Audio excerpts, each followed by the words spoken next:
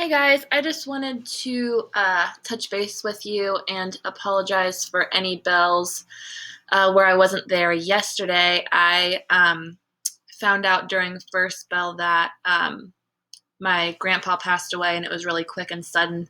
I just wanted to be transparent with you guys. I had to rush out and be with my family for a little bit, and I'm going to be gone today too.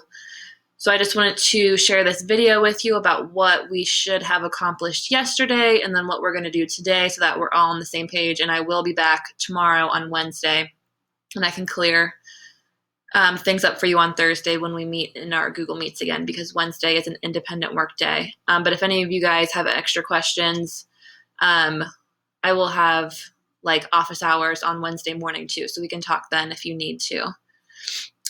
So I'm just going to go through our slideshow for this project really quick. First bell, I know we went through it, but for everyone else, I just want to just go through it really quick. So we're talking about landscapes this week, and I just wanted to go through these slides and then do a little review of what we should have done on Monday and then talk about Tuesday really quick.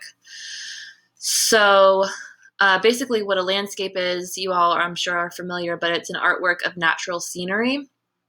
Some examples are mountains, beaches, forests, and winter tundra. So you can do a landscape based on whatever type of landscape you choose. One thing we're going to be focused on is the composition. So the composition literally just means how something is put together. So think about like pieces of a puzzle. So in a landscape, there are three major components. So number one is the background. It's the farthest from the viewer, and things are smaller back there. And then the middle ground is obviously the middle of the image. And then the foreground is the closest to the viewer, and things are the largest in the foreground. We're also going to be talking about color. So you need to use color in this project, but it can be expressive color. It does not have to look realistic. Some of the artists that we are looking at for this project, Karen Lynch is one. So these are all collages. She creates these with like cut up imagery from vintage ads and magazines. So you can see in these images, there's a clear foreground, which is the pool and the people, a middle ground, which is those mountains and cactus, and then in the background, which is that planet. So here's a couple more examples. And then again, in that image on the right, the foreground would be that balcony with the people. The middle ground is that black and white imagery. It kind of looks like the moon. And then in the background, there's that big pink moon.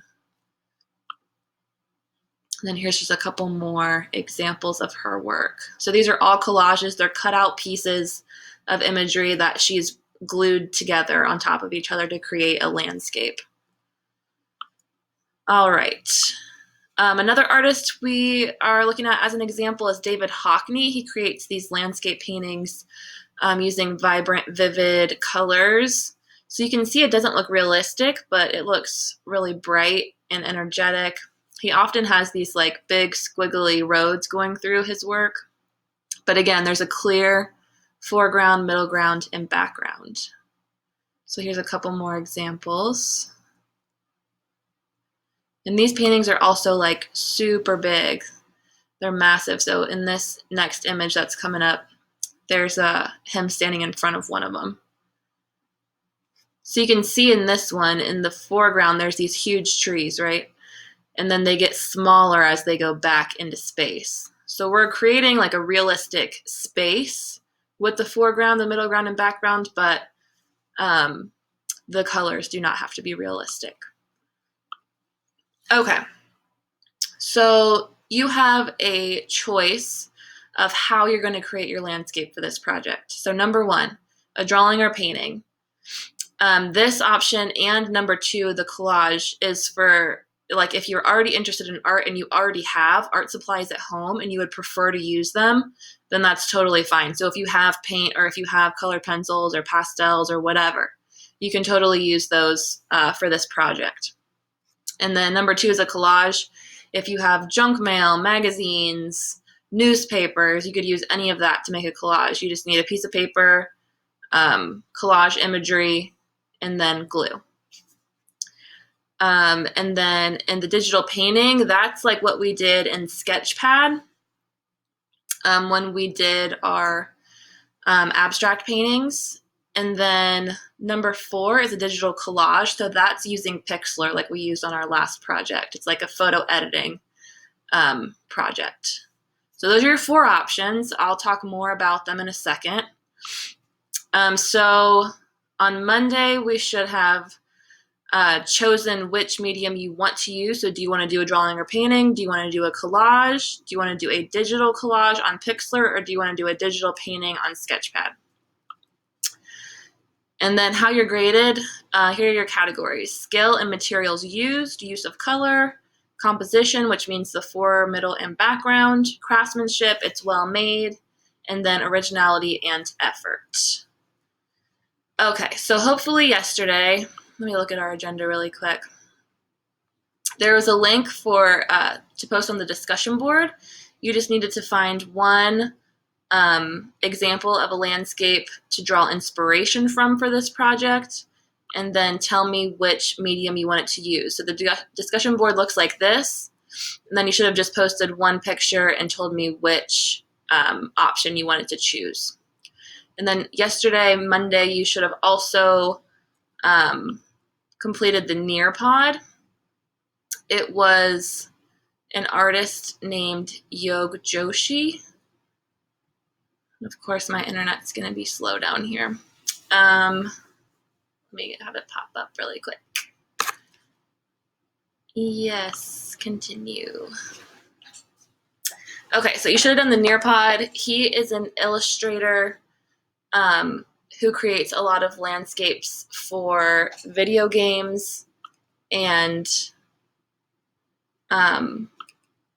like animated films. So here's some of his work.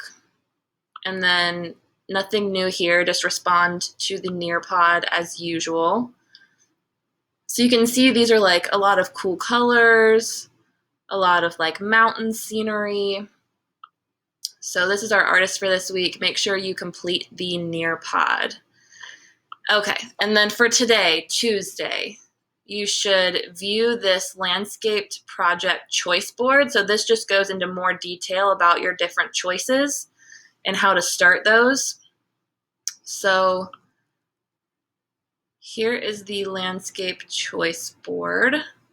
So again, you have these 4 options, and then these slides are going to go into more detail about exactly what you need, how you should get started. So number 1 is the drawing or painting option. So if you have materials to do a drawing or painting at home, you are more than welcome to do that. So you might need canvas or some paper to paint or draw on. Paintbrush, you could use paint, you could use colored pencils. If you have markers, crayons, pastels, any of that will do. So if you want to do a drawing or painting, option 1 would be for you. So to get started, you can just view your inspirational image, start laying out in pencil. I would go in pencil first, lay out what kind of objects you want in the foreground, middle ground, and background, and then go in with your color. Option number 2 is the collage. So for that, you'll need a piece of paper, glue, scissors. You could go without scissors if you rip out your images. And then collage materials like magazines, junk mail, newspaper, worksheets, whatever you have available. And so for that one, I would go through and kind of find images you want to use first, like look through any junk mail or magazines you have at home, cut things out, rip things out, and then kind of start laying it out first and then glue everything down. Option number 3 is a digital painting.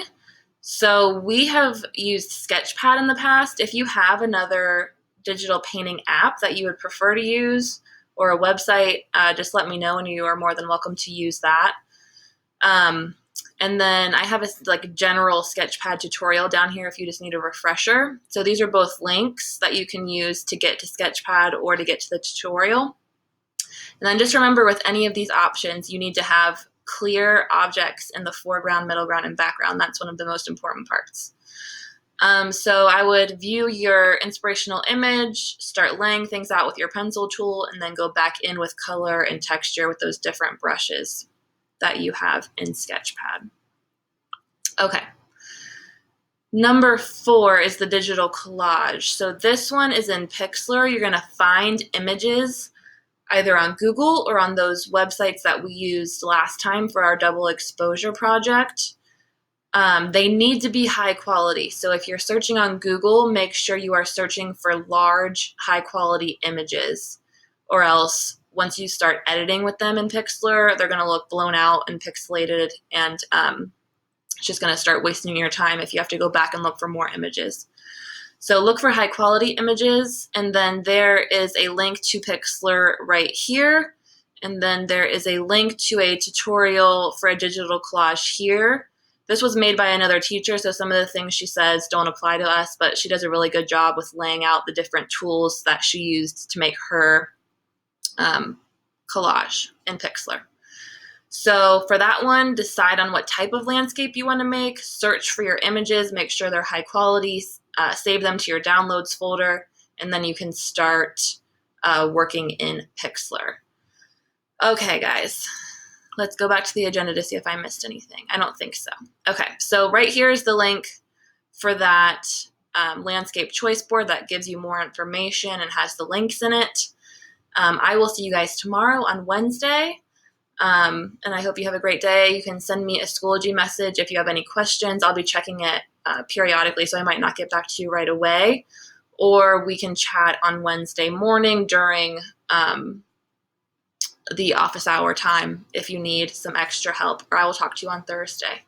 All right, I miss you all. I hope you're having a great week, and I will see you later.